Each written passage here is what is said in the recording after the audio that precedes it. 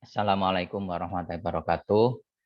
Ketemu lagi dengan saya di semester ini yang akan kita bahas tentang anggaran perusahaan atau penganggaran perusahaan. Jadi pada kesempatan kali ini saya akan review untuk mata kuliah penganggaran perusahaan ini selama 1 semester. Oke, ini materi untuk mata kuliah penganggaran perusahaan. Yang pertama adalah tentang budgeting atau anggaran.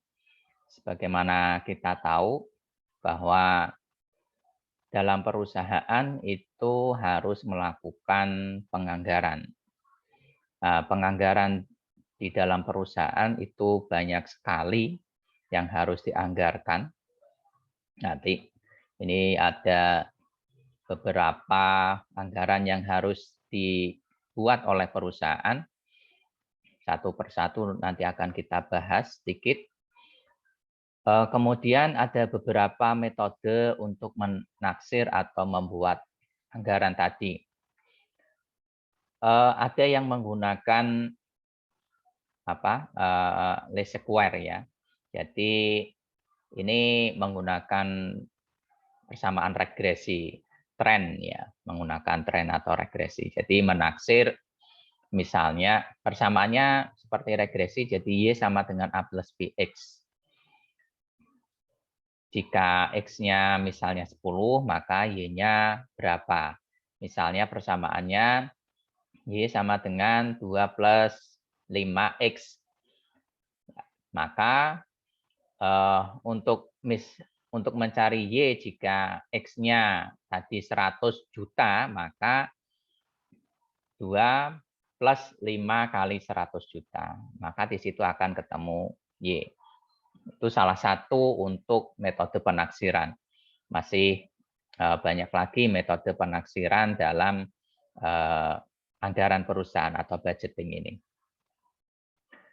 Yang selanjutnya kita akan bahas tentang penjualan. Nah, perusahaan harus melakukan proyeksi terhadap jumlah barang yang bisa dijual. Membuat proyeksi sejauh mana penjualan perusahaan, berapa unit, kemudian jumlahnya berapa juta atau berapa miliar. Nah, ini berkaitan dengan penjualannya. Nah, dalam anggaran penjualan itu tidak lepas dari anggaran produksi. Ini saling terkait. Jadi kalau perusahaan anggaran penjualannya misalnya 10.000 unit, maka dalam bagian produksi itu juga paling tidak harus bisa memenuhi kebutuhan penjualannya tadi. Jadi kalau 10.000 unit, maka bagian produksi juga harus bisa memproduksi 10.000 unit. Jangan sampai kemudian bagian penjualan atau pemasaran ini membuat prediksi atau membuat anggaran 10.000 unit, tetapi bagian produksi itu tidak bisa mencapai produksi 10.000 unit, itu kan sama saja tidak bisa memenuhi pasar. Nah, ini akan jadi masalah nanti. Sehingga ini harus matching. Dalam membuat anggaran itu harus matching antar bagian. Jadi bagian pemasaran, kemudian bagian produksi selaku departemen yang memproduksi suatu produk, ya memproduksi suatu produk itu harus bisa memenuhi kebutuhan pasar yang sudah dianggarkan oleh bagian penjualan atau pemasaran. Hingga hal itu sangat penting sekali agar matching. Nah, anggaran produksi itu apa saja? Nah, di sini ada biaya-biaya produksi itu ada biaya bahan baku. Maka perusahaan harus menganggarkan bahan bakunya. Misalnya kalau perusahaan mebel, maka harus menganggarkan kayunya mengambil dari mana, berapa kubik dibutuhkan, harganya berapa, jenis kayunya apa saja. Nah, ini harus dianggarkan di situ. Kemudian bahan penolongnya apa saja, ya. Event POP-nya. Nah, ini harus dilakukan oleh perusahaan menganggarkan bahan bakunya. Karena bahan baku ini sebagai kalau dalam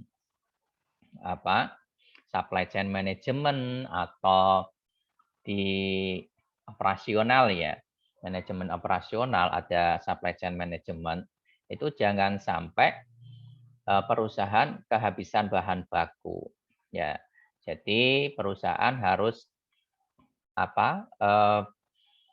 persediaan bahan bakunya harus ready ketika sebelum habis itu harus ready supaya jangan sampai nanti produksinya habis ya. Produksinya habis sehingga tidak bisa memenuhi kebutuhan atau permintaan dari pelanggan. Ini akan jadi masalah. Sehingga sangat penting perusahaan harus menganggarkan bahan baku berapa kali seminggu berapa kali atau sebulan berapa kali atau berapa bulan berapa kali bahan baku itu harus disediakan, harus dibeli, jumlahnya berapa. Ini harus dianggarkan oleh perusahaan supaya tadi proses produksi yang di bagian produksi tadi tidak terhambat. Jadi kalau tidak ada bahan bakunya, maka perusahaan tidak bisa memproses bahan baku tersebut. Sehingga akan menjadi masalah nanti dalam penjualannya atau pemasarannya untuk memenuhi pelanggan. Kemudian tenaga kerja, anggaran tenaga kerja. Perusahaan juga harus menganggarkan tenaga kerja. Dari segi jumlahnya ada berapa, misalnya butuh bagian produksi berapa orang, bagian SDM berapa orang, bagian keuangan ada berapa orang, bagian administrasi ada berapa orang, bagian pemasaran ada berapa orang. Sehingga semuanya itu sudah harus dianggarkan oleh perusahaan supaya perusahaan dalam memproduksi mulai dari bahan baku, datang, kemudian diproses bahan baku tersebut, kemudian di packaging, dipasarkan, itu nyambung terus. Jadi kalau tidak ada sumber daya manusia atau tenaga kerjanya kurang, ini kan akan menjadi repot. Yang repot adalah tenaga kerja itu sendiri, nanti jangan sampai membebani karyawan. Walaupun memang perusahaan itu melakukan ada bonus dan lain-lain atau ketika melebihi batas jam kerja itu ada tambahan jam kerjanya dan seterusnya, tapi harus diperhatikan bahwa tenaga kerja atau karyawan itu juga butuh istirahat kan gitu. Jadi kebutuhan manusiawinya jangan sampai terforsir. Ya, ini penting ya. Jadi tenaga kerja itu harus dianggarkan. Jadi biaya tenaga kerja itu mulai dari gaji atau upahnya, kemudian bonusnya, kemudian tadi ada jika ada lembur, kemudian yang penting lagi ada asuransi ya, asuransi kesehatan, asuransi kecelakaan dan lain-lain. Nah, ini supaya apa? Supaya tenaga kerja ketika ada asuransi, baik itu kesehatan maupun keselamatan kerja itu menjadi aman, nyaman. Sehingga bisa fokus dalam bekerja. Itu anggaran tenaga kerja. Jadi sangat penting perusahaan untuk menganggarkan tenaga kerja. Kemudian anggaran BOP. BOP tadi ini bahan pendukung ya, selain bahan baku. Tadi saya sampaikan contoh mebel. Kalau perusahaan mebel bahan bakunya itu kayu. Tapi kayu itu kan tidak cuma hanya kayu saja, tapi mungkin butuh paku, kemudian butuh lem, kemudian kalau untuk buat pintu berarti butuh pegangan pintu dan lain-lain, engsel dan seterusnya. Yang ini BOP. BOP-nya itu harus diperhitungkan. Ada biaya listrik, kemudian ada biaya transport, ya, biaya kirim. Ini harus diperhitungkan oleh perusahaan. Contoh lain selain perusahaan mebel, mungkin perusahaan ini aja lah ya, makanan ringan dalam kemasan. Nah, maka perusahaan misalnya kalau air minum lah dalam air minum. Air minum itu yang dalam kemasan, maka apakah itu namanya aqua, apakah itu namanya Ades dan lain-lain, maka bahan bakunya air. Tapi air itu kan tadi dikemas dalam gelas, dalam botol, maka butuh botol kemasannya. Maka butuh cupnya, ya, gelas cupnya. Kemudian butuh untuk pengirimannya, butuh untuk ngepresnya kan gitu. Nah, itu yang disebut dengan BOP. Oh, biaya kirimnya, biaya transportasinya, membuatnya, listriknya, butuh plastiknya dan lain-lain. Semuanya di luar bahan baku dan tenaga kerja itu disebut dengan BOP, biaya overhead pabrik. Kemudian setelah itu UTS ya, setelah itu UTS. Selanjutnya setelah UTS kita akan bahas tentang biaya variabel. Apa itu biaya variabel? Pertanyaannya kan gitu. Biaya variabel itu seperti gambarannya gampang supaya Anda mudah memahami. Biaya variabel itu seperti Anda membayar SPP variabel. SPP variabel itu berarti tergantung dari jumlah SKS yang Anda ambil. Biaya per SKS-nya berapa dikalikan jumlah SKS, nah itu namanya biaya variabel. Di perusahaan juga sama, ada biaya tetap, ada biaya variabel. Nah, biaya variabel itu berarti biaya yang dikeluarkan sesuai dengan kebutuhan. Misalnya, tadi untuk membuat membuat mebel ya. Membuat mebel katakanlah lemari. Maka di situ ada biaya variabel. Apa itu biaya variabelnya? Nah, biaya variabelnya berarti di situ ada untuk pegangannya atau pegangan pintunya. Kemudian lem mungkin. Kemudian ada kaca. Nah, itu biaya variabel. Jadi biaya variabel itu biaya yang keluar sesuai dengan seberapa besar atau volume berdasarkan pada volume produksi. Itu biaya variabel. Kemudian kalau biaya tetap jelas ya, biaya tetap mau produksi pun berapapun itu biayanya tetap sekian gitu. Mau berapapun salah satunya adalah bahan baku. Bahan baku itu sudah itu nggak bisa diganggu gugat, artinya seberapa besar jumlah bahan bakunya Itu yang akan digunakan untuk biaya tetap, diambil sebagai biaya tetap. Kemudian anggaran piutang, utang dan kas.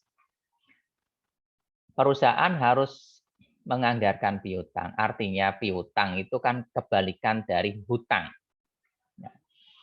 Kalau piutang itu berarti dana perusahaan atau dana kita yang ada di pihak lain.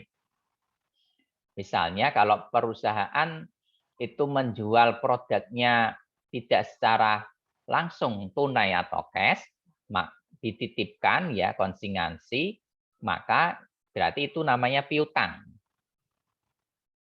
Kan banyak ya kalau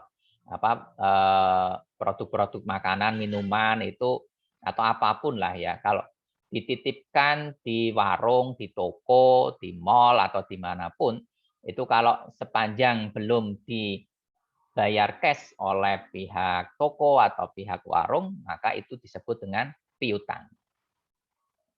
Nah, piutang ini harus dianggarkan oleh perusahaan supaya perusahaan itu tidak salah menaksir. Dia harusnya, karena piutang ini akan menjadi beban perusahaan. Kenapa? Karena ketika ada piutang maka perputaran dananya itu nggak lancar kan gitu. Akan tersendat gitu ketika Anda menjual tetapi tidak cash, ini kan perputaran uangnya akan tersendat. Ini harus dianggarkan oleh perusahaan. Kedua adalah hutang atau utang. Hutang itu perusahaan juga harus memperhitungkan, harus menganggarkan ketika perusahaan membutuhkan sumber dana lain, ya selain dana internal, perusahaan ketika butuh untuk misalnya untuk investasi katakanlah, maka perusahaan butuh sumber dana dari bank atau dari pihak lain, dari pihak ketiga. Nah, perusahaan butuh hutang kepada bank. Nah, ketika perusahaan hutang, maka perusahaan harus menanggung biaya bunganya, harus membayar bunga. Pokok plus bunga. Nah, itu harus diperhitungkan oleh perusahaan. Ketika ada bunga di situ, berarti akan mengurangi pendapatan kan gitu. Nah, di situ harus berhitung.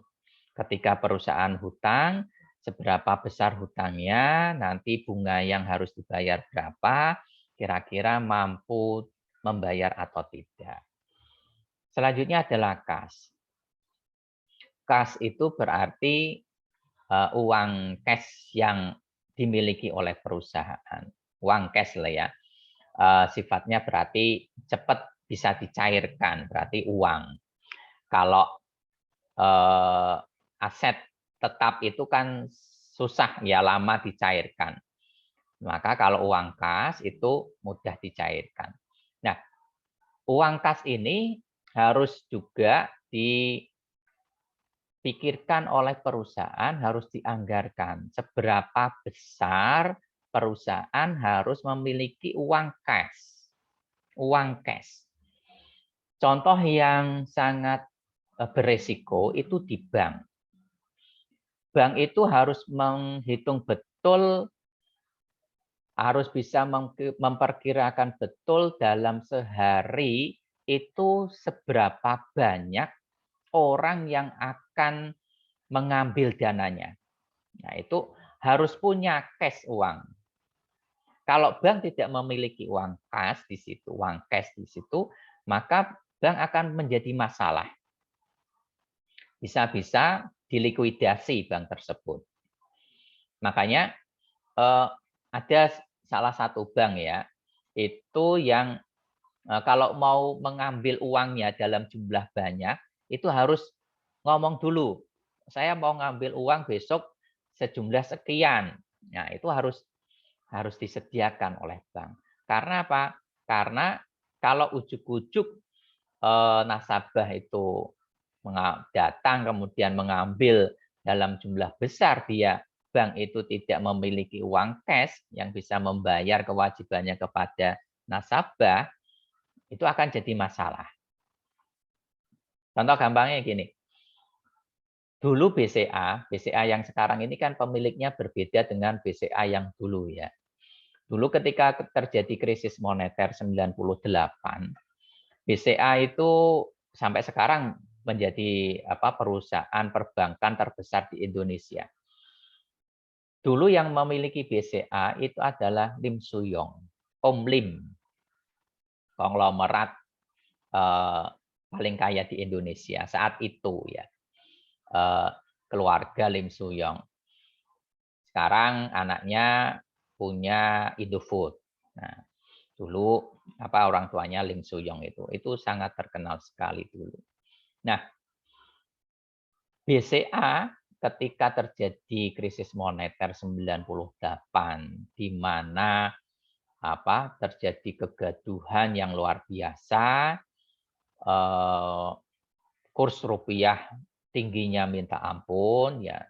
Lebih dari sekarang. Sekarang kan rupiah per kurs dolar itu 14 ribuan sekian kan. Dulu sampai 25.000 per kursnya, kurs rupiah itu.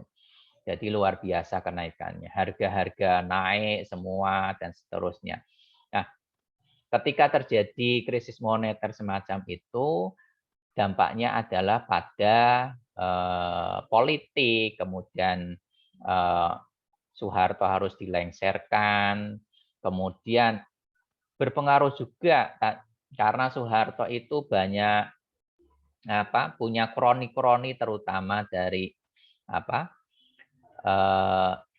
ini ya dari perusahaan-perusahaan yang mohon maaf dari Cina gitu ya, pemiliknya banyakkan Cina.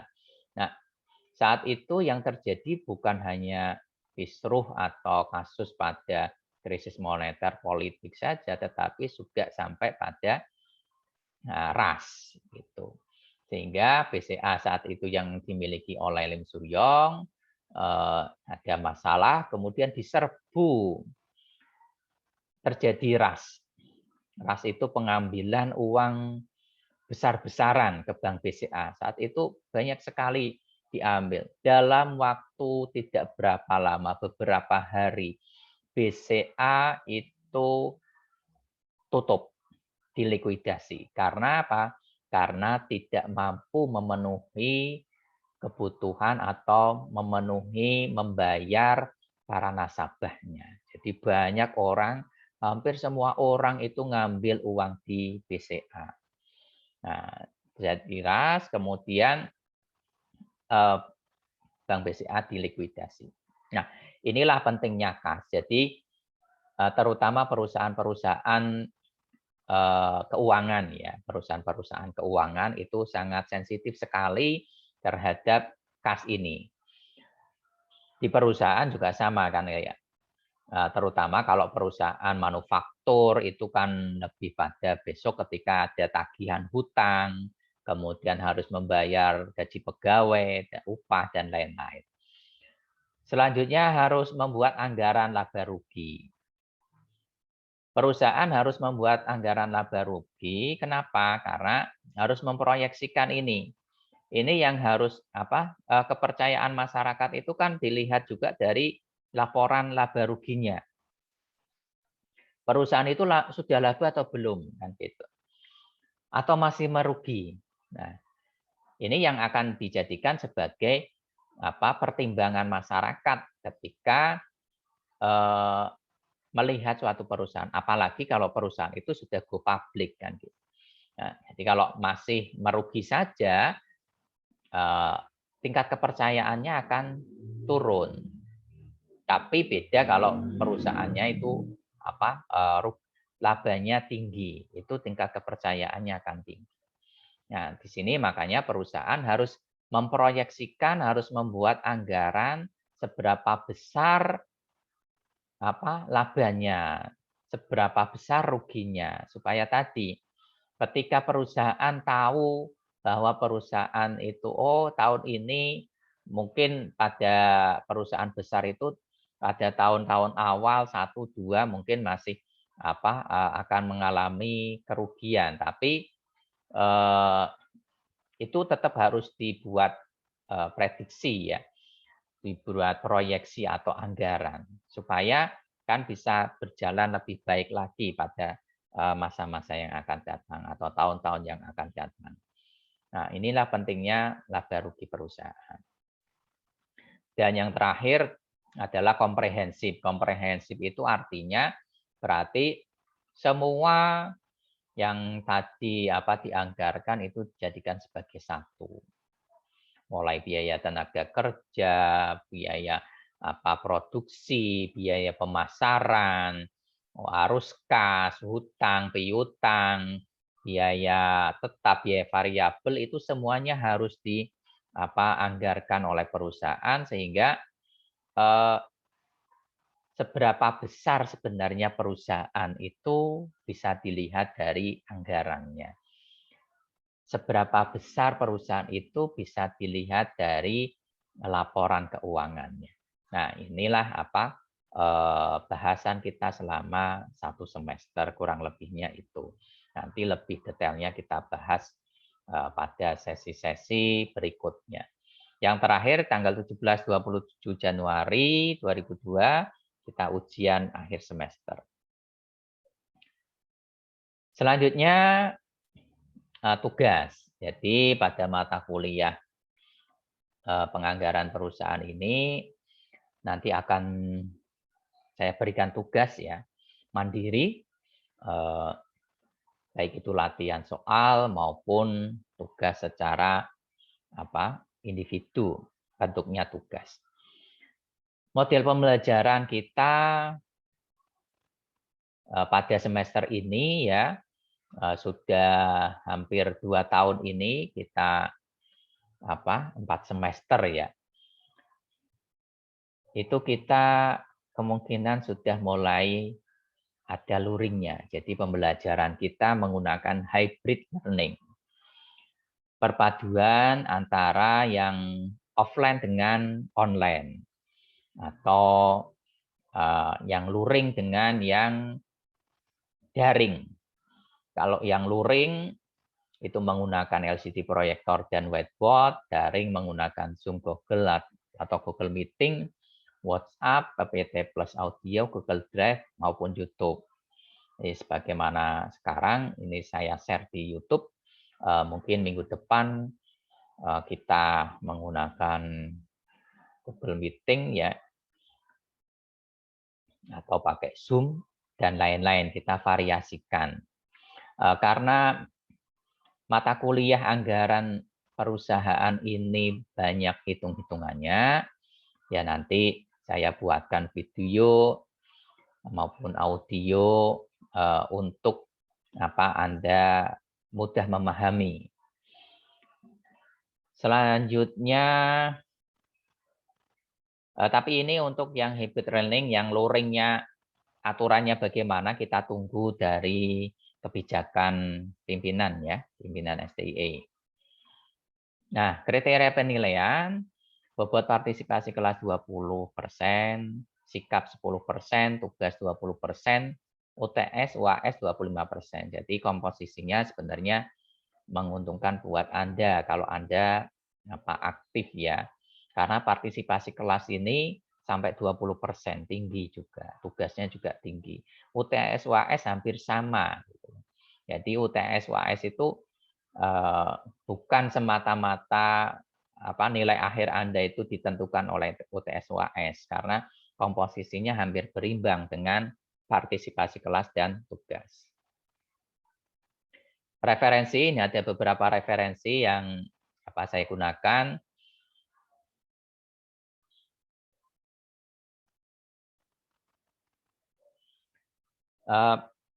Ahmad Nurhadi dan Aidil Amin, Effendi, penganggaran perusahaan, Umpampres Banten, Catur Sasongko dan Safrida, anggaran Salemba 4, Jakarta. Imadi Adiana, 2020, penganggaran perusahaan, PU UNAS Jakarta, M. Nafarin 2004, Penganggaran Perusahaan, Salemba 4 Jakarta, Sri Rahayu dan Andri Arfian, Penyusunan Anggaran Perusahaan, Geraha Ilmu Bandung, Stephen M. Bragg 2011, Penganggaran Perusahaan atau Budgeting, Panduan Komprehensif, Terbitan Indeks Jakarta. Mungkin itu overview dari saya untuk sesi pertama ini. Mudah-mudahan bisa dipahami. Kurang lebih mohon maaf. Nanti akan kita bahas masing-masing materi pada sesi berikutnya. Saya akhiri. Wassalamualaikum warahmatullahi wabarakatuh.